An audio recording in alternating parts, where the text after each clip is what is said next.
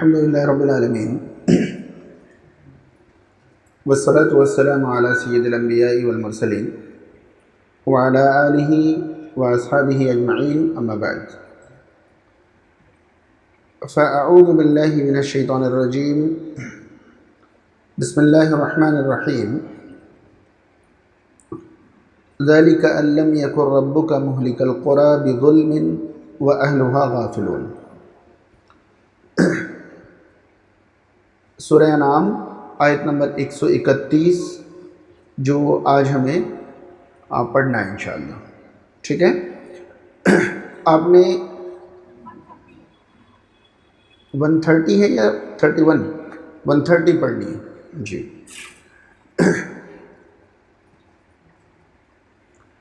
یا معشر الجن والانس الم یأتکم رسل منکم یقصون علیکم آیاتی وَيُنذِرُونَكُمْ لِقَاءَ يَوْمِكُمْ هَذَا قَالُوا شَهِدْنَا عَلَىٰ أَنفُسِنَا وَغَرَّتْهُمُ الْحَيَاةُ الدُّنْيَا وَشَهِدُوا عَلَىٰ أَنفُسِهِمْ أَنَّهُمْ كَانُوا كَافِرِينَ۔ یہ سورہ انعام کی آیت نمبر 130 ہے، یہ لمبی ایک آیت ہے، ٹھیک ہے۔ آپ تسلسل سے یعنی سلسلے وار تفسیر پڑھتی آ رہی ہیں اور انشاءاللہ اسی تسلسل سے آگے بڑھتا رہے گا۔ اب آپ کے استاذ محترم نے کس طرح آپ کو تفسیر پڑھائی ہے، ان کا کیا انداز ہے، کس طرح کی چیزیں وہ آپ کو دیتے ہیں، وہ اپنے تسلسل کے ساتھ انشاءاللہ چلائیں گے اور پڑھائیں گے۔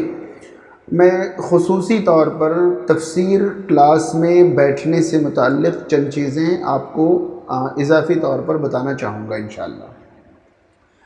دیکھیے، سب سے پہلی چیز یہ ہے کہ آپ قرآن مجید پڑھنے کے لیے یہاں جمع ہو رہی ہیں الحمدللہ۔ اللہ رب العالمین سے دعا ہے اللہ تعالیٰ آپ کے یہاں آنے کو، جمع ہونے کو، آپ کی محنتوں کو قبول فرمائے۔ ہمارے معاشرے میں قرآن مجید کو کیا کیا درجہ دیا جاتا ہے آپ لوگ بہت اچھی طرح سے جانتی ہوں گی۔ عام طور پر آپ نے دیکھا ہوگا کہ قرآن مجید کو صرف ثواب حاصل کرنے کا ذریعہ ہمارے معاشرے کے سب سے دیندار طبقوں نے دے رکھا ہے، ٹھیک ہے۔ ہمارے معاشرے کے سب سے دیندار طبقوں کے لیے قرآن مجید ثواب حاصل کرنے کا ایک ذریعہ ہے کہ وہ صبح شام یا جب بھی انہیں موقع ملے گا چند صفحات تلاوت کریں گی، اس نیت سے کہ قرآن کی تلاوت اللہ کو بہت پسند ہے، لہذا اللہ تعالیٰ انہیں اجر دے گا۔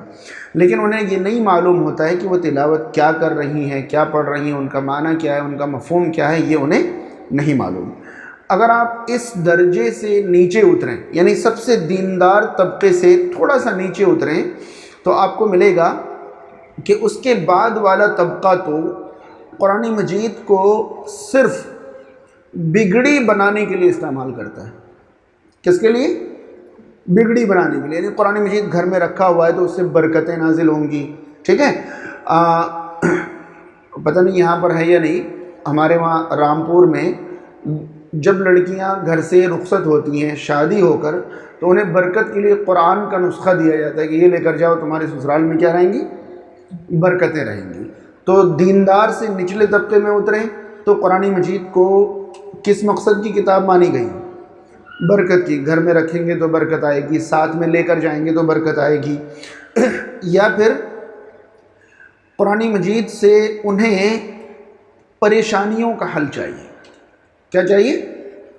پریشانیوں کا حل چاہیے کہ رزق میں تنگی ہے تو یہ آیتیں اتنی بار پڑھ لو، بیماریاں ہیں تو یہ آیتیں اتنی بار پڑھ لو، فلاں ہے تو یہ کر لو، فلاں ہے تو یہ کر لو۔ آج آپ دیکھیں گے کہ یوٹیوب پر وظیفے بتانے والے لوگوں کی اس قدر بھرمار ہے کہ دنیا کی کوئی پریشانی ایسی نہیں جس پر آپ کو 100-150 وظیفے نہیں مل جائیں۔ ایک پریشانی کا وظیفہ تلاش کریں، آپ کو وظائف ہی وظائف ملیں گے۔ اس پر مجھے گفتگو نہیں کرنی ہے، یہ ایک پورا ایک الگ عنوان ہے۔ میں صرف یہ بتانا چاہ رہا تھا کہ قرآن کو ہمارے معاشرے نے کس طرح سے لیا ہے۔ سب سے دیندار معاشرے نے تلاوت کر کے ثواب حاصل کرنے کے لیے، اس سے کم دیندار لوگوں نے برکتیں حاصل کرنے کے لیے یا پریشانیاں دور کرنے کے لیے۔ اس سے اور نچلے طبقے میں جائیں، اس سے اور نچلے طبقے میں جائیں تو آپ کو ملے گا کہ قرآن مجید کو اس سے نچلے طبقے کے لوگوں نے صرف تعویذات کے لیے، کس کے لیے؟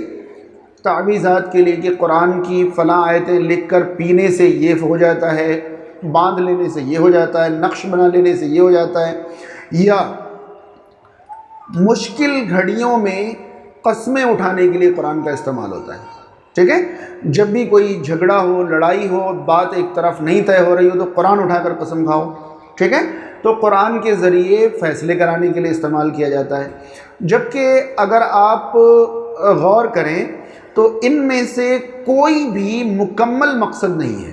ٹھیک ہے، قرآن مجید قسمیں اٹھانے کے لیے تو نازل نہیں کی گئی، قرآن مجید برکتیں حاصل کرنے کے لیے تو نازل نہیں کی گئی، قرآن مجید صرف تلاوت کے لیے بھی نازل نہیں کی گئی، بلکہ اگر آپ غور کریں تو ہم پر قرآن مجید کے کچھ حقوق ہیں۔ کیا ہیں؟ کچھ حقوق ہیں۔ سب سے پہلا حق ہے قرآن مجید پر ایمان رکھنا کہ یہ اللہ رب العالمین کی نازل کی ہوئی کتاب ہے۔ پہلا حق قرآن مجید کا ہم پر کیا ہے؟ کہ ہم اس پر ایمان رکھیں۔ ٹھیک ہے، دوسرا حق یہ ہے کہ ہم ریگولر بیسس پر اس کی تلاوت کریں، رمضان ٹو رمضان نہیں۔ زیادہ تر قرآن کی تلاوت کب کی جاتی ہے؟ رمضان میں۔ جیسے رمضان آیا فوراً قرآن مجید کی دھول جھاڑی جاتی ہے، غلاف سے باہر نکالا جاتا ہے، اور گھر کے ممبرز جو ہیں زیادہ ہو جاتے ہیں، قرآن کے نسخے کم پڑ جاتے ہیں۔ کب؟ رمضان میں۔ جھگڑے ہوتے ہیں کہ میرا والا قرآن کہاں گیا، میرا والا کہاں گیا، تم نے میرا کیوں لے لیا، تم نے میرا کیوں لے لیا، صرف رمضان میں۔ تو دوسرا حق ہمارا یہ ہے کہ ہم قرآن مجید کی تلاوت کریں ریگولر بیسس پر۔ اگر صحابہ کرام کا طریقہ آپ تلاش کریں تو صحابہ کرام عام طور پر مہینے میں ایک مرتبہ قرآن مجید مکمل کر لیتے تھے۔ کتنے؟ مہینے میں۔ جو سب سے لیٹ مکمل کرنے والے صحابہ کرام تھے ان کی بات بتا رہا ہوں۔ ابو داؤد وغیرہ کی ایک حدیث ہے عبداللہ بن عمرو بن عاص رضی اللہ تعالیٰ عنہما سے، انہوں نے آپ صلی اللہ علیہ وسلم سے آ کر سوال پوچھا کہ اللہ کے رسول میں قرآن مجید کس طرح مکمل کروں؟ اللہ کے نبی نے فرمایا آپ مہینے میں کر لیجئے۔ انہوں نے کہا نہیں مجھے اس سے بھی زیادہ کی طاقت ہے۔ آپ نے فرمایا 2 بار کر لیجئے، مہینے میں 2 بار کر لیں۔ انہوں نے کہا نہیں اور زیادہ طاقت ہے۔ آپ نے فرمایا 3 بار کر لیں۔ انہوں نے کہا نہیں مجھے اور زیادہ طاقت ہے، تو آپ نے فرمایا کہ آپ ہر ہفتے 1 بار کر لیں، آپ ہر ہفتے 1 بار کر لیں۔ انہوں نے کہا نہیں مجھے اور طاقت ہے، تو آپ نے فرمایا 3 دن میں مکمل کر لیا کریں، اور اس سے کم میں قرآن مکمل کرنے کی اجازت نہیں ہے، ورنہ آپ کو قرآن کا کچھ بھی سمجھ میں نہیں آئے گا، کچھ بھی سمجھ میں نہیں آئے گا۔ خیر، تو اگر کوئی بہت زیادہ قرآن کی تلاوت کرنا چاہے تو شریعت میں اس کی لمٹ جو ہے کم سے کم کتنے دنوں کی ہے؟ 3 دنوں کی۔ ٹھیک ہے، یہ روٹین بنانے کے لیے۔ اگر کوئی سچویشن ایسی ہو تو وہ الگ بات ہے، لیکن روٹین بنانے کے لیے کوئی میکزیمم تلاوت کی روٹین بنانا چاہتا ہے تو وہ 3 دن میں قرآن مکمل کر سکتا ہے۔ ٹھیک ہے، اب زیادہ سے زیادہ کی اگر آپ نے دیکھی تو 1 مہینے کی، لیکن ہم لوگ سال میں 1 بار قرآن کھولتے ہیں، صرف رمضان میں، جو کہ قرآن کا حق نہیں ہے۔ قرآن کا آپ جانتے ہیں قرآن مجید میں کتنے پارے ہیں؟ کتنے پارے ہیں؟ 30 پارے ہیں، لیکن پارے جو ہیں نا وہ قرآن کا حصہ نہیں ہیں، وہ تو تلاوت کی آسانی کے لیے تقسیم کیے گئے ہیں۔ اگر کوئی 1 مہینے میں قرآن مکمل کرنا چاہے تو وہ روز کتنا پڑھ لے؟ 1 پارہ، تو مہینے میں پورا ہو جائے گا۔ کوئی 2 مکمل کرنا چاہے تو روز 2 پارے، کوئی 3 کرنا چاہے تو روز 3 پارے۔ لیکن اگر کوئی ہفتے میں قرآن مکمل کرنا چاہے تو پاروں سے تقسیم نہیں ہو رہی ہے۔ اگر کوئی 1 ہفتے میں 7 دن میں قرآن مکمل کرنا چاہے تو روز کتنے پارے پڑھے؟ اب پاروں سے تقسیم نہیں ہو رہی ہے، تو قرآن مجید میں ایک اور تقسیم ہے پارے کے ساتھ ساتھ۔ جانتے ہیں کون سی تقسیم؟ منزل ہے۔ قرآن میں کتنی منزل ہیں؟ 7 منزل ہیں۔ یہ سب بات کی تقسیم ہے، صرف تلاوت کی آسانی کے لیے، سب قرآن کا حصہ نہیں ہے۔ اگر کوئی ہفتے میں 1 بار قرآن مکمل کرنا چاہے تو وہ روز 1 منزل کی تلاوت کر لے، ہفتے میں قرآن مکمل ہو جائے گا۔ ٹھیک ہے، یہ دوسرا حق ہے۔ پہلا حق ایمان، دوسرا حق ریگولر بیسس پر اس کی تلاوت، اور تلاوت کی ایک روٹین بنا لی جائے کہ مجھے کتنی کرنی ہے، کم سے کم روزانہ 1 جز کی، اور زیادہ سے زیادہ وہ 10 جز کی تقسیم کر سکتا ہے ڈیلی کے لیے۔ تیسرا حق ہے قرآن مجید کا کہ ہم اس کے میسج کو، ہم اس کے پیغام کو سمجھیں، جس کے لیے آپ لوگ یہاں جمع ہو رہی ہیں الحمدللہ۔ ٹھیک ہے، قرآن مجید کے پیغام کو سمجھیں، کیونکہ قرآن مجید اللہ کا پیغام اللہ کے بندوں کے لیے، اللہ کا پیغام اللہ کے بندوں کے لیے۔ ہمارے معاشرے میں بہت سارے لوگوں کو یہ غلط فہمی ہے کہ قرآن تو ہماری لینگویج میں ہے ہی نہیں، ہماری زبان میں ہے ہی نہیں، لہذا ہمارے لیے قرآن سمجھنا آسان نہیں ہے، مشکل ہے، فلاں اور فلاں۔ یہ سمجھیں کہ اگر ہم میں سے کسی کے نام وقت کے پرائم منسٹر کا لیٹر آئے اور وہ لیٹر ہماری لینگویج میں نہیں ہو، مان لیجیے ہمیں ایک خط آیا، ہمیں بتایا گیا کہ بھائی پرائم منسٹر نے آپ کو خط بھیجا ہے، ٹھیک ہے، ہم نے کھول کر دیکھا تو پتہ چلا وہ سنسکرت میں، اور ہمیں سنسکرت نہیں آتی ہے، تو ہم بند کر کے اس کو اٹھا کے رکھ دیں گے، میں کیا کروں، ہوگا پرائم منسٹر کا، مجھے تو سنسکرت آتی نہیں ہے، لہذا میں نے اٹھا کے رکھ دیا۔ ایسا کریں گے آپ؟ کوئی ایسا کرے گا؟ کیا کرے گا وہ؟ سنسکرت جاننے والے کو تلاش کرے گا، ٹھیک ہے، سنسکرت جاننے والے کو تلاش کرے گا، اس کے پاس جائے گا اور کہے گا بھائی بتانا کیا لکھا ہے، کیا معنی مطلب ہوتا ہے اس کا، کیا لکھا ہے بتائیں۔ ایک پرائم منسٹر کا خط جو ہے جب تک وہ سمجھ نہ لے کہ اس میں کیا لکھا ہے اس کو سکون نہیں ملے گا۔ یہ اللہ رب العالمین کا کلام اللہ کے بندوں کے لیے نازل ہوا۔ ہم اپنے معاشرے میں ایک بڑی تعداد میں لوگوں کو دیکھتے ہیں کہ وہ پیدا ہوئے، پلے بڑے، جوان ہوئے، ادھیڑ ہوئے، بوڑھے ہوئے، مر گئے، لیکن قرآن کا پیغام کبھی ان کو سمجھ میں نہیں آیا۔ تو یہ قرآن مجید کا حق ادا کرنا ہوا؟ نہیں، قرآن مجید کا ایک حق یہ ہے کہ ہم اس کے پیغام کو سمجھیں، ٹھیک ہے، یہ ایک حق ہے اس کا۔ اس کے بعد جب ہم نے قرآن مجید کا پیغام سمجھ لیا تو اگلا حق یہ ہے کہ ہم اس پر کیا کریں؟ عمل کریں، کیونکہ قرآن مجید کا پیغام سمجھ لینا یہ کافی نہیں ہے جب تک ہم اس پر عمل نہیں کریں۔ دیکھیے، علم آپ کو نقصان سے نہیں بچاتا، عمل آپ کو نقصان سے بچاتا ہے۔ میں اس کی ایک مثال دیتا ہوں۔ علم آپ کو نقصان سے نہیں بچاتا، کیا نقصان سے بچاتا ہے؟ عمل۔ مان لیجئے یہ ایک دروازہ ہے جس میں سے سب کو نکل کر ابھی جانا ہے، ٹھیک ہے، اس دروازے کی ہائٹ مان لیجئے کہ آپ کی ہائٹ سے کم ہو، آپ کی ہائٹ سے کم ہو اس دروازے کی ہائٹ، تو دروازے کے پاس آپ کو کیسے باہر نکلنا ہوگا تاکہ چوٹ نہ لگے؟ کیسے نکلنا ہوگا؟ جھک کر، ٹھیک ہے۔ اب دیکھیے، جھک کر دروازے سے نکلنا ہے، یہ علم ہے۔ یہ کیا ہے؟ علم ہے۔ آپ کو علم ہو گیا کہ اگر میں دروازے کے پاس جھک کر نہ نکلوں تو مجھے کیا ہو جائے گا؟ چوٹ لگ جائے گی، یہ علم ہے۔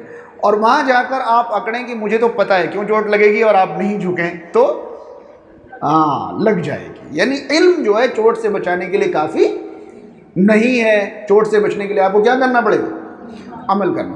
تو صرف آپ قرآن پڑھ لیں، سمجھ لیں اور سمجھیں کہ میرا کام ہو گیا، اب میں نقصان سے بچ گیا، تو یہ بیوقوفی ہے۔ علم کبھی بھی نقصان سے نہیں بچاتی جب تک اس علم پر عمل نہیں کیا جائے، ٹھیک ہے۔ تو قرآن مجید میں ہم نے حقوق سلسلے وار سنے کہ پہلا حق ہے ایمان لانا، ٹھیک ہے، دوسرا حق ہے اس کی ریگولر بیسس پر تلاوت کرنا، اور تیسرا حق ہے اس کے معنی اور مفہوم کو سمجھنا، اور چوتھا حق ہے معنی اور مفہوم پر عمل، یعنی جو قابل عمل ہے اس پر عمل کرنا، جو قابل اجتناب ہے اس سے بچنا، جو قابل عبرت ہے اس سے عبرت حاصل کرنا، وغیرہ وغیرہ، یعنی قرآن مجید کے مفہوم کو اپنی زندگی میں اتارنا۔ اتنے ہی حقوق ہیں یا اور بھی آگے ہیں؟ اب دیکھیں، قرآن مجید کا اگلا حق یہ ہے، قرآن مجید کا اگلا حق یہ ہے کہ ہم قرآن کا دفاع کریں، ہم قرآن کا دفاع کریں۔ دفاع کہتے ہیں اگر کوئی شخص قرآن کے بارے میں نامناسب الفاظ کہے یا حرکت کرے تو ہمیں قرآن مجید کا بچاؤ کرنا ہے۔ کیا کرنا ہے؟ کوئی کہے کہ قرآن اللہ کی کتاب نہیں ہے تو آپ اپنی طاقت بھر قرآن کو اللہ کی کتاب ثابت کرنے کی کوشش کریں گے، جتنی بھی آپ کو طاقت ہو۔ کم سے کم اگر آپ کو کچھ بھی نہیں پتا تو اتنا کہہ سکتی ہیں کہ 200 کروڑ لوگ قرآن کو اللہ کی کتاب مانتے ہیں۔ کتنے؟ 200 کروڑ لوگ۔ آج دنیا میں مسلمانوں کی تعداد 200 کروڑ سے بھی زیادہ ہے، تو کم سے کم اتنا تو آپ کہہ سکتی ہیں، آپ کی طرف سے یہی دفاع ہو گیا۔ کوئی قرآن مجید کی بے حرمتی کرتا ہے تو تہذیب کے دائرے میں آپ کو قرآن کا دفاع کرنا ہوگا، ٹھیک ہے؟ قرآن مجید کا دفاع، قرآن مجید کا بچاؤ، قرآن مجید کی حفاظت، یہ ہمارا قرآن مجید کا ہمارے اوپر کیا ہے؟ ایک حق ہے۔ کتنے ہو گئے؟ 5 حقوق ہو گئے: ایمان، تلاوت، اور تلاوت کیسی؟ ریگولر، ٹھیک ہے؟ اس کا معنی اور مفہوم سمجھنا، اس پر عمل کرنا اور قرآن کا دفاع کرنا۔ اب آخری حق قرآن مجید کا ہمارے اوپر یہ ہے کہ ہم قرآن مجید کو ان لوگوں تک پہنچائیں جو قرآن نہیں جانتے، جو قرآن نہیں جانتے۔ اس میں 2 قسم کے لوگ آئیں گے۔ کتنے قسم کے؟ 2۔ کچھ ایسے لوگ ہوں گے جو مسلمان ہیں لیکن قرآن پڑھنا نہیں جانتے، مسلمان ہیں لیکن قرآن پڑھنا نہیں جانتے۔ آپ ان کو قرآن پڑھنا سکھائیں گی اور قرآن کا معنی مفہوم ان تک پہنچائیں گے۔ کچھ ایسے لوگ ہیں جو مسلمان ہی نہیں ہیں اور وہ جانتے ہی نہیں ہیں کہ قرآن اللہ کا کلام ہے، ان لوگوں تک بھی قرآن پہنچانا یہ قرآن پر ایمان رکھنے والوں کی ذمہ داری ہے۔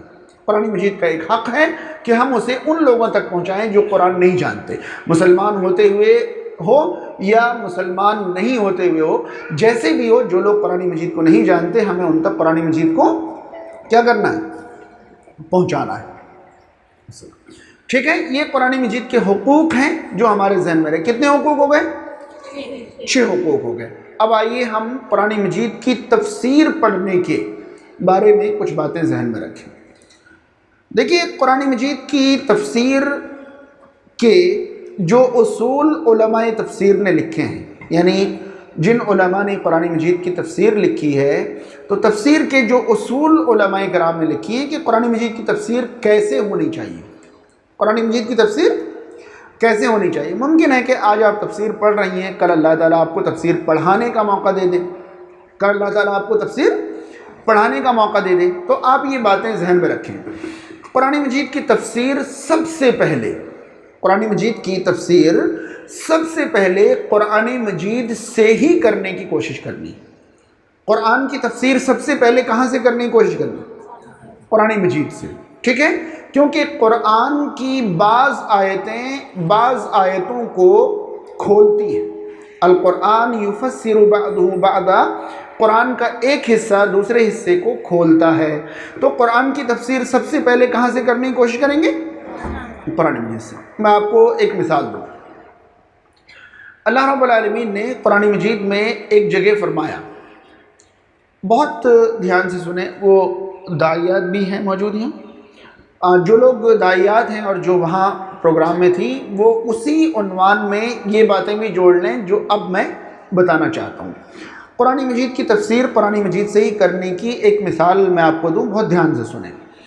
اللہ تعالیٰ نے سورہ آل عمران کی آیت نمبر 110 میں فرمایا، کنتم خیر امۃ اخرجت للناس تأمرون بالمعروف وتنہون عن المنکر، ٹھیک ہے؟ اللہ تعالیٰ نے فرمایا کہ تم سب سے بہترین امت ہو، تم سب سے بہترین امت ہو، اخرجت للناس، جسے لوگوں کے لیے یعنی دوسروں کے لیے نکالا گیا ہے، مبعوث کیا گیا ہے، ٹھیک ہے؟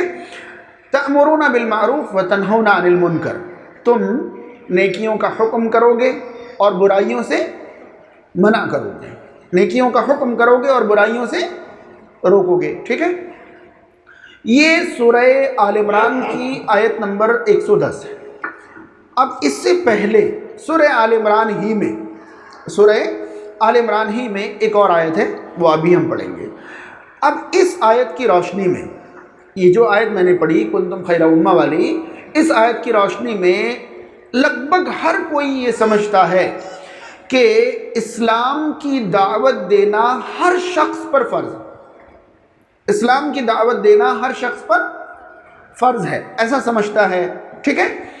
اور صحیح سمجھتا ہے، جو بھی ایسا سمجھتا ہے وہ صحیح سمجھتا ہے، لیکن اس کی ڈیٹیلز نہیں سمجھ پاتا کہ اسلام کی دعوت دینا ہر ایک پر فرض ہے تو کیا مطلب ہوا۔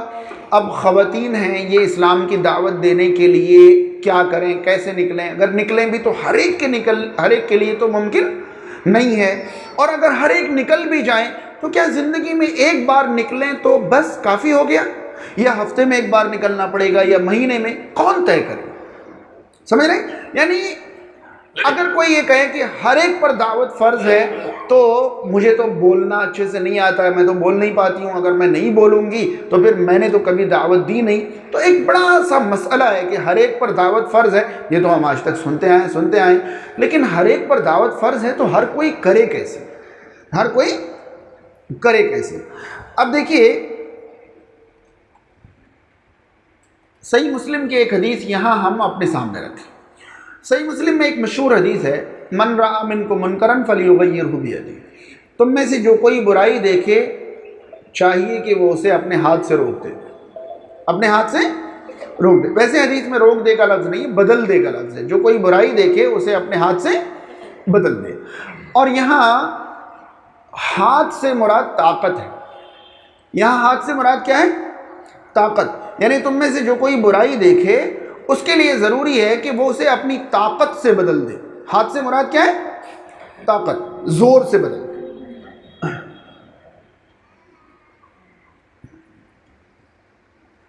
اس کے بعد اگلا جملہ کیا ہے؟ داعیہ حضرات تو بہت اچھی طرح معلوم ہوگا. اگلا جملہ کیا ہے؟ اگر طاقت نہ ہو تو زبان سے بدلے. ٹھیک ہے؟ فَإِن لَمْ يَسْتَطِعْ فَبِلِسَانِهِ. اگر طاقت نہ ہو تو زبان سے. اب آپ سمجھیں میں کیا سمجھانا چاہتا ہوں. اگر پہلا پوائنٹ ہر مسلمان کے لیے پاسبل ہوتا تو شریعت نے دوسرا پوائنٹ دیا ہی نہیں ہوتا. آئی بات سمجھ میں؟ اگر طاقت سے برائی کو بدلنا ہر ایک کے لیے پاسبل ہوتا تو پھر اگر طاقت نہ ہو یہ کہنے کی ضرورت ہی نہیں تھی. سمجھ رہے ہیں؟ اس کا مطلب فرسٹ پوائنٹ پر عمل کرنا دنیا کے سارے مسلمانوں کے لیے ممکن نہیں ہے. اب دیکھیے کہ دعوت تو ہر ایک پر فرض ہے، لیکن ایک کیا کہتے ہیں استثناء، ایک ایکسکیوزن آ گیا کہ طاقت سے برائی روکنا ہر ایک کے اوپر فرض نہیں ہے. ٹھیک ہے؟ اب آگے بڑھیے. طاقت نہیں ہو تو زبان سے. یہ نیکسٹ اسٹیج ہے کہ اگر طاقت سے برائی نہیں روک سکیں یا نہیں بدل سکیں تو اگلا اسٹیج جو ہے وہ زبان سے برائی کو بدلنے کی کوشش کریں. اس کے بعد بھی آپشن ہے یا نہیں؟ ہے آپشن. وَإِن لَمْ يَسْتَطِعْ فَبِقَلْبِهِ. ہاں، اگر زبان سے بھی طاقت نہ ہو تو اس کا مطلب کیا نکلا کہ زبان سے برائی کو روکنا بھی ہر ایک کے لیے ممکن نہیں ہوگا. ٹھیک ہے؟ ہر ایک کے لیے ممکن نہیں ہوگا. کئی بار ایسا ہوگا کہ بیٹی باپ کے اندر برائی دیکھے گی، ایک بار کہے گی، 2 بار کہے گی، 10 بار کہے گی. باپ تو باپ ہے، کھا پی اور پلتی رہے چپ چاپ، زیادہ بڑھنے کی ضرورت نہیں ہے، فلاں اور فلاں. وہ کیا کرے؟ استطاعت سے باہر. مار کے تو باپ کو روک نہیں سکتی، زبان سے کہیں 2 4 8 10 بار کہا، اس کے بعد جو ہے زبان سے کہنے کی طاقت بھی ختم ہو گئی. تو بہت سارے موقع پر زبان سے برائی کو روکنے کی طاقت بھی ختم جاتی. اگر آپشن دیا گیا ہے تو سمپل سا مطلب ہے کہ یہ بھی ہر ایک کے لیے ممکن نہیں ہے. ٹھیک ہے؟ اس کے بعد پہلا آپشن طاقت سے روکے، دوسرا آپشن، تیسرا آپشن، چوتھا آپشن، چوتھا نہیں ہے. کیوں؟ کیونکہ تھرڈ آپشن ہر ایک کے لیے پاسبل ہے. بات سمجھ رہے ہیں؟ برائی کو دل سے برا جاننے کی طاقت کسی کے اندر نہ ہو یہ امپاسبل ہے. لہذا فورتھ آپشن ہے ہی نہیں. سمجھ پا رہے ہیں؟ اگر دل سے برا جاننا بھی کچھ کے لیے ناممکن ہوتا تو ابھی آپشن اور بھی موجود ہوتے. بات سمجھ میں آئی؟ تو اس حدیث سے ہمیں کیا سمجھ میں آیا کہ دعوت کے درجات جو ہیں استطاعت پر بیسڈ ہیں. کس پر بیسڈ ہیں؟ استطاعت پر. طاقت سے برائی روکنے کا حکم جو ہے یا تو حکمراں کو ہے یا تو گارجنز کو ہے، چاہے وہ گھر کا گارجن ہو، اسکول کا گارجن ہو یا کہیں کا بھی ہو. یا تو حکمراں کو ہے یا تو گارجین کو ہے. وہ طاقت سے برائی کو روکیں گے. راستہ چلتے ہوئے کسی کو برائی کرتے دیکھا، آپ نے ہاتھ پکڑ کے تھپڑ مارا، کیا کر رہے ہو؟ یہ پتہ چلا کہ کئی لوگ جمع ہو کر آپ کو صحیح کر دیں گے. ٹھیک ہے؟ وہاں طاقت کا استعمال نہیں کر سکتے، استطاعت نہیں ہے. آگے بڑھیں گے تو آپ ممکن ہے کہ کہیں زبان سے آپ روک لیں اور کہیں زبان سے بھی نہیں روک، لیکن برائی کو دیکھ کر دل سے بھی برا نہیں جانے، یہ تو کسی کے لیے ناممکن نہیں ہے. یہ تو کسی کے لیے ناممکن نہیں ہے. اسی لیے اس کے بعد جملہ کیا حدیث میں پتہ ہے؟ وَلَيْسَ وَرَاءَ ذَلِكَ حَبَّةَ خَرْدَلٍ مِّنْ ایمان. اس کے بعد رائی کے دانے کے برابر بھی ایمان نہیں بچتا. اگر کوئی برائی کو دل سے بھی برا نہیں جانے تو پھر اس کے اندر رائی کے دانے کے برابر بھی ایمان نہیں۔ سمجھ میں آیا فرق؟ اب وہاں چلیے جہاں سے میں لایا تھا آپ کو، تم بہترین امت ہو جسے دوسروں کے لیے مبعوث کیا گیا، تم نیکیوں کا حکم کرو گے اور برائیوں سے منع کرو گے۔ تو نیکیوں کا حکم کرنا اور برائیوں سے روکنا کیا ہر ایک کے لیے سیم اسٹیج میں پاسبل ہے؟ نہیں ہے نا۔ اب پاسبلٹیز کے اعتبار سے تقسیم کرتے ہیں۔ دعوت کا ایک مرحلہ جو ہے، جس طرح برائی کو دل سے برا جاننا ہر ایک کے لیے ممکن ہے، اسی طرح دعوت کا ایک مرحلہ ہر ایک کے لیے پاسبل ہے۔ اور پتہ ہے وہ کیا ہے؟ وہ ہے اسلام کی تعلیمات پر عمل کرنا۔ اسلام کی تعلیمات پر آپ کسی کو نہیں ٹوکو، کسی کو نہیں روکو، کسی کو کچھ نہیں کہو، آپ اسلام کی ایک ایک تعلیم پر خود کیا کرنے لگو، آپ کی زندگی ہی دعوت بن جائے، آپ کی زندگی دعوت۔ اب بتائیے اسلام کی تعلیمات پر عمل کرنا کس کے لیے ناممکن ہے؟ کس کے لیے ناممکن ہے؟ کسی کے لیے نہیں۔ تو یہ دعوت کا وہ اسٹیج ہے جو ہر امت پر فرض ہے۔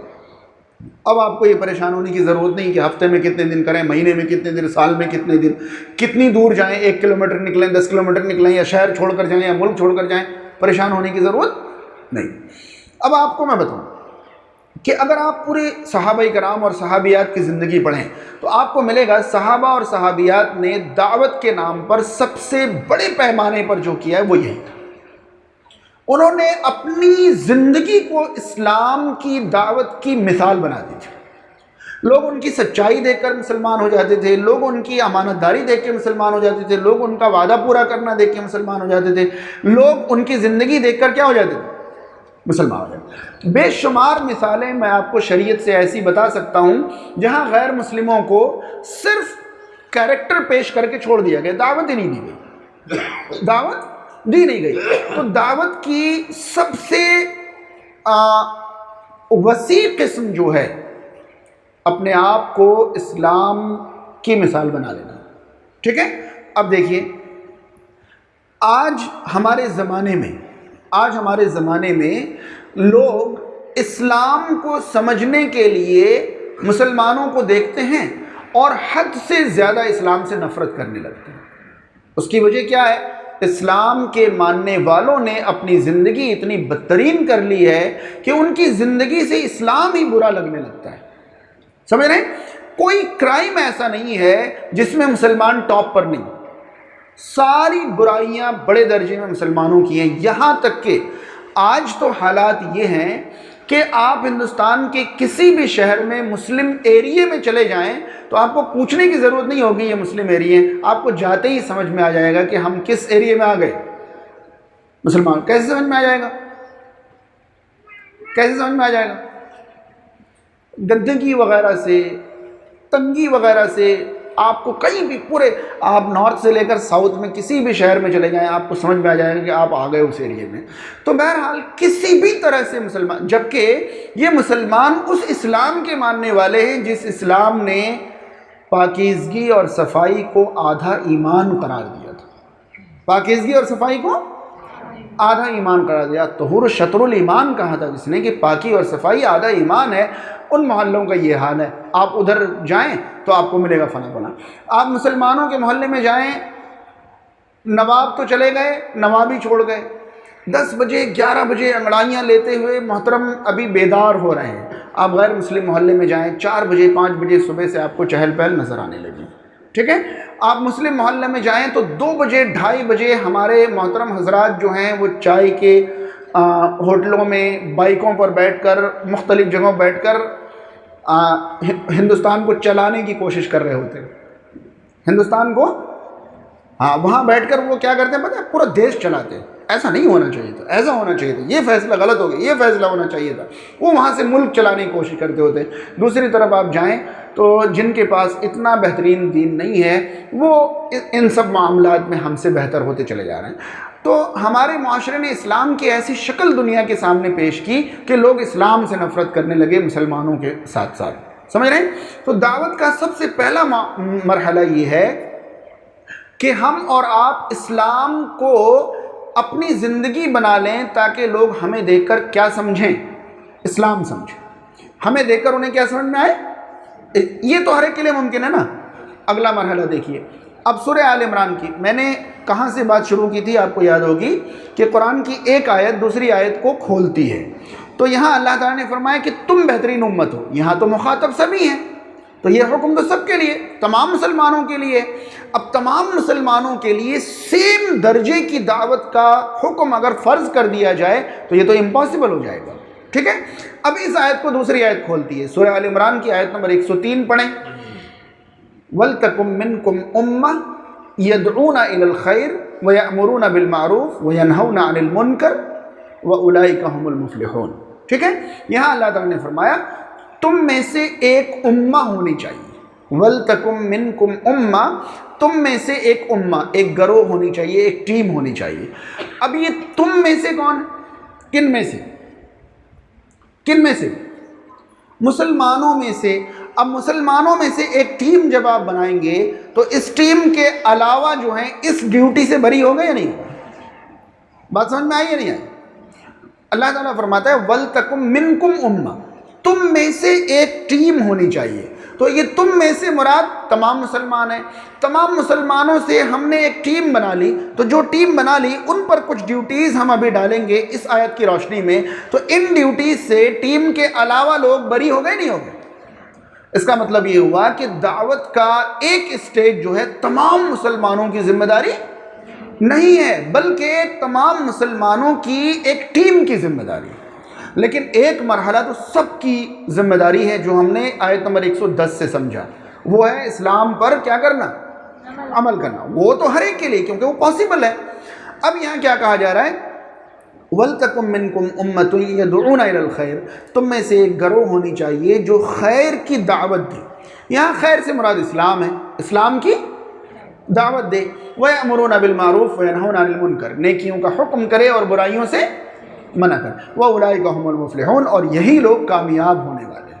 یہی لوگ. ہاں اب آپ کو پتہ چلا کہ دعوت کا ایک اسٹیج جو ہے پبلکلی نہیں ہے بلکہ پبلک میں سے ایک مخصوص گروہ پر. اب یہ گروہ کون سا ہوگا؟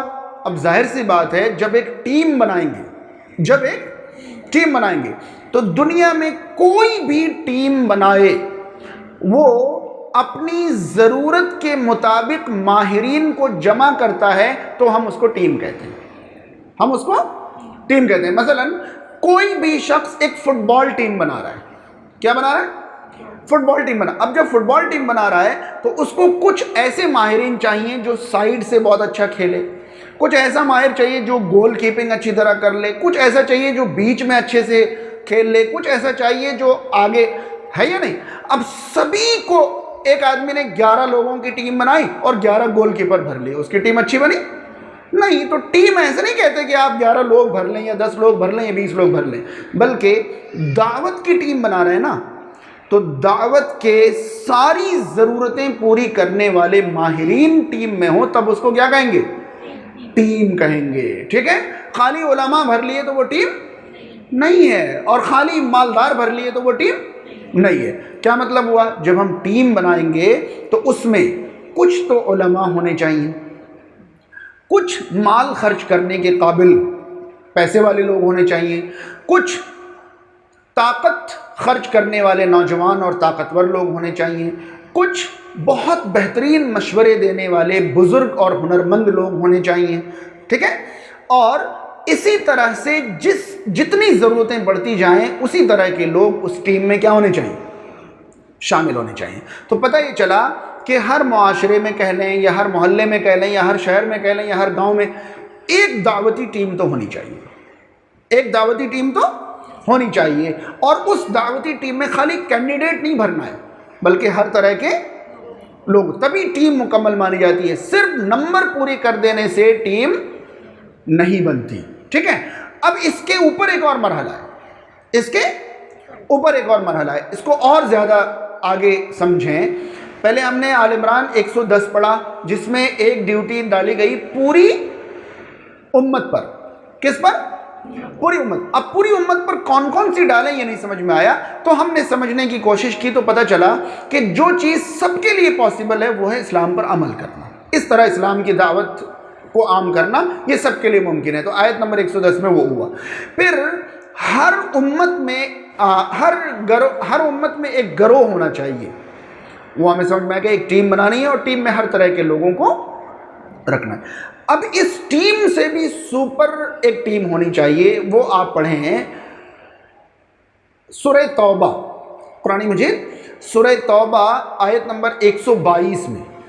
سورہ توبہ آیت نمبر 122 میں وہاں اللہ تعالیٰ فرماتا ہے وَمَا كَانَ الْمُؤْمِنُونَ لِيَنْفِرُوا كَافَّةً. مومنوں پر ضروری نہیں کہ سب کے سب نکل پڑیں. یہ میں بالکل قرآن میں سورہ توبہ کی آیت نمبر 122 کا ایک مفہوم آپ تک پہنچا رہا ہوں. وَمَا كَانَ الْمُؤْمِنُونَ لِيَنْفِرُوا كَافَّةً. مومنوں پر ضروری نہیں کہ سب کے سب نکل جائیں. فَلَوْلَا نَفَرَ, تو کیوں نہیں نکلتے؟ فَلَوْلَا نَفَرَ, تو کیوں نہیں نکلتے؟ مِن كُلِّ فِرْقَةٍ مِّنْهُمْ طَائِفَةٌ, ہر فرقے سے ایک طائفہ بنا لیا جائے. سمجھ رہے ہیں؟ بڑی تعداد کو فرقہ کہتے ہیں, اور اس میں سے ایک ایک دو دو نکال کر جو ایک ٹیم بنا لی جائے اس کو طائفہ کہتے ہیں. طائفہ چھوٹی ٹیم ہوتی ہے اور فرقہ بڑی ٹیم ہوتی ہے. فلولا نفر, تو کیوں نہیں نکلتے؟ من کل فرقۃ منہم طائفہ, ہر فرقے میں سے جمع ہو کر ایک طائفہ, کیا کرنے کے لیے؟ لیتفقہوا فی الدین, تاکہ دین میں فقاہت حاصل کریں. تاکہ دین میں فقاہت حاصل کریں. فقاہت جو ہے باریکیوں کو کہتے ہیں, دین کی باریکیاں حاصل کریں. وَلِيُنذِرُوا قَوْمَهُمْ إِذَا رَجَعُوا إِلَيْهِمْ, اور جب وہ فقاہت حاصل کر کے لوٹ کر آئیں تو اپنی قوم کے لوگوں کو ڈرائیں. لَعَلَّهُمْ يَحْذَرُونَ, تاکہ وہ ڈر جائیں, تاکہ وہ ڈر جائیں. اب یہ گروہ کن لوگوں کا ہے؟ سمپل سا آپ سمجھیں کہ ایک شخص یعنی ایک قسم کے لوگ ایسے ہونے چاہیے جو گھروں سے نکلیں, باہر جا کے رہیں اور دین کی فقہ سیکھیں, دین کی باریکیاں سیکھیں, اور جب واپس آئیں تو قوم کے لوگوں کو ڈرائیں. یہ کون لوگ؟ ہاں, یہ کون لوگ ہیں؟ علماء. یہ اتنی دیر کیوں لگ رہی ہے بھائی؟ 8 سال 10 سال 15 سال اساتذہ کی نگرانی میں وہ دین کی باریکیاں سیکھ کر آئیں گے, پھر وہ قوم کے لوگوں کی رہنمائی کریں گے. یہ کن کی ٹیم ہے؟ علماء کی. تو پتہ چلا کہ تمام لوگوں کی ذمہ داری ہے کہ وہ اپنے عمل سے اسلام کی دعوت دیں. ٹھیک ہے؟ ہر علاقے کی ایک ٹیم کی ذمہ داری ہے کہ وہ دعوتی ایکٹیویٹیز کریں, اور اس ٹیم کی نگرانی اور رہنمائی کرنے کی ذمہ داری ان لوگوں کی ہے جنہوں نے دین میں باریکی حاصل کی ہے. کوئی بھی ٹیم علماء کی رہنمائی کے بغیر کام کرے تو کہیں بھی شریعت کے خلاف کام کر سکتی ہے. ٹھیک ہے؟ اور صرف علماء کی ٹیم اگر مل کر کام کرے تو ان میں آپس میں درجہ بندی کی کھینچتان ہو سکتی ہے کہ تم مجھ سے بڑے عالم ہو, میں تم سے بڑا عالم ہوں. سمجھ رہے ہیں؟ ہر علماء کو غیر علماء کی ایک ٹیم دے دی جائے اور کہا جائے کہ بھئی ان لوگوں کو لے کر آپ کیا کریں؟ کام کریں, تاکہ وہ ٹیم علماء کو اپنا سرپرست سمجھیں, وہ اپنی محنت کریں, اپنی اپنی ڈیوٹیز نبھائیں, اور علماء ان کی کیا کریں؟ رہنمائی کریں. ٹھیک ہے؟ اب اس بیس پر بھی آپ دیکھیں تو کچھ علاقے میں علماء بہت زیادہ ہیں اور کچھ علاقے میں علماء ہیں ہی نہیں. آپ کو معلوم ہے ہندوستان کے کس ایریے میں سب سے زیادہ علماء ہیں؟ جانتی ہیں آپ لوگ؟ کس ایریے میں؟ ہندوستان کے ملک کے کس ایریے میں سب سے زیادہ علماء؟ نہیں معلوم, آپ لوگوں کو کچھ بھی نہیں معلوم. خیر, آسام, بنگال, جھارکھنڈ, بہار اور مشرقی یو پی. یہ مغرب میں لگتا ہے مشرق میں؟ مشرق میں. خیر, یہاں سے بھی. اور یہ جو کیا کہتے ہیں گورکھپور کے اطراف میں جو علاقے ہیں, گورکھپور, گونڈا, بستی, بلرام پور, سدھارتھ نگر, خلیل آباد, سنت کبیر نگر, یہ جو بالکل پوربی یو پی ہے, یہاں سے لے کر ہندوستان کے آخر تک, آسام تک آپ کو سب سے زیادہ علماء ملیں گے. میں یہ جغرافیائی جانکاری نہیں دے رہا ہوں, ایک بہت بڑی حقیقت بتانا چاہتا ہوں. دوسری طرف آپ دیکھیں گے ہندوستان میں سب سے زیادہ غریب اور پچھڑے ہوئے مسلمان کہاں ہیں, تو آنکھیں کھل جائیں گی آپ کو انہی علاقوں میں. یعنی آج ہم جس معاشرے میں جی رہے ہیں، ہمارے معاشرے میں دین سیکھنا غریبوں کا کام ہو کر رہ گیا ہے۔ دین سیکھنا کن کا کام؟ ویسٹ کے اسٹیٹس جو ہیں وہ زیادہ ڈیولپڈ ہیں۔ آپ ممبئی جائیں، آپ گجرات جائیں، آپ اس سے اور آئیں اور آئیں اور آئیں، آپ بھی کافی حد تک ڈیولپڈ ہیں، اس لیے علماء کی تعداد یہاں بھی، آپ کو پتہ ہے آج بھی آپ آسام، بنگال، بہار، جھارکھنڈ میں جائیں تو وہاں آج بھی لوگ 2 وقت ڈھنگ کا کھانا کھانے کے لیے تگ و دو میں لگے ہوئے، محنت میں لگے ہوئے ہیں۔ تو وہ کیا کرتے ہیں، اپنے بچوں کو جہاں مدرسے میں پڑھا رہے وہیں کھاتا پیتا رہے گا، نہ کوئی فیس دینی پڑے گی، کچھ کم سے کم ڈھنگ سے کھا پی کے پل تو جائے گا، تو وہ اٹھاتے ہیں اپنے بچوں کو کہاں پھینک دیتے ہیں۔ اب ظاہر سی بات ہے انٹرنیشنل اسکولز دیکھیں گے تو فیس کہاں سے بھریں گے، گھر میں خرچہ تو چل نہیں رہا ہے، تو وہ اٹھا کے مدرسے میں پھینک دیتے ہیں کہ جاؤ صدقے میں پلتے رہو، کم سے کم کچھ سیکھ ہی لو گے، ٹھیک ہے۔ تو آج ہم جس معاشرے میں ہیں اس معاشرے میں انتہائی غریب لوگوں کا کام رہ گیا دین سیکھنا۔ مولوی کسی بھی مسلک کے ہوں آپ کو غریب اسٹیٹس میں ہی ملیں گے، سمجھ رہے ہیں، امیر اسٹیٹس میں آپ کو علماء نہیں ملیں گے۔ جبکہ ہونا یہ چاہیے تھا کہ اگر امیر گھرانوں میں 4-5 بچے کسی گھر میں ہیں تو ایک ایک بچے کو اگر وہ عالم بناتے اور ان کا بیک گراؤنڈ مالی اعتبار سے بہت مضبوط ہوتا تو انہیں پیسوں کے بدلے فتوے نہیں بیچنے پڑتے، سمجھ رہے ہیں، پیسوں کے۔ آج دیکھیے کسی بھی مسجد میں، کسی بھی مدرسے میں امام ہیں، خطیب ہیں، مدرس ہیں، وہ سب غریب فیملی سے تعلق رکھتے ہیں، ذرا سی کوئی بات آتی ہے تو ان کی روزی روٹی پہ بناتی ہے، تو پھر وہ مرضی کے فتوے بھی دینے لگتے ہیں، مرضی کے بیان بھی کرنے لگتے ہیں، مرضی کے۔ ہوگا ایک آدمی پیچھے سے بہت بڑے باپ کا بیٹا ہوگا، بہت مالدار بیٹا ہوگا، وہ حق بات ڈنکے کی چوٹ پر پہنچائے گا، کہے گا تیرے لے کے کھاتا ہوں کیا جو میں ڈروں؟ ہاں، میں نے کوئی پیسے لیے تم سے، تنخواہ لی ہے جو میں ڈروں؟